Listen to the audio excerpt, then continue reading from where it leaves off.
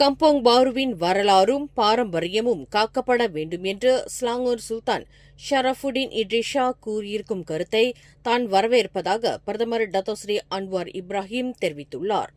சுல்தானின் கருத்தும் பாரம்பரியத்தை நிலைநிறுத்துவதும் நியாயமான மற்றும் சமநிலையான வளர்ச்சியை உருவாக்குவதற்குமான மடானி அரசாங்கத்தின் கருத்துடன் ஒத்துப்போவதாகவும் அன்வார் குறிப்பிட்டுள்ளார்.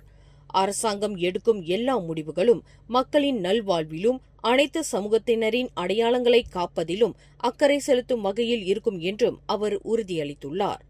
கம்போங் பாரு விவகாரத்தில் முன்னதாக இன்று அறிக்கை விடுத்திருந்த ஸ்லாங்கூர் சுல்தான் அப்பகுதியில் மேற்கொள்ளப்படும் அனைத்து மேம்பாடுகளும் மலாய்க்காரர்களுக்கு சாதகமாக இருக்க வேண்டும் என்று தெரிவித்திருந்தார். மேலும் செய்திகளை தெரிந்து கொள்ள கீழே இருக்கும் பெல் பட்டனை அழுத்துங்கள். உங்கள் மகிழ்ச்சியை வெளிப்படுத்த லைக் மற்றும் ஷேர் செய்யுங்கள்.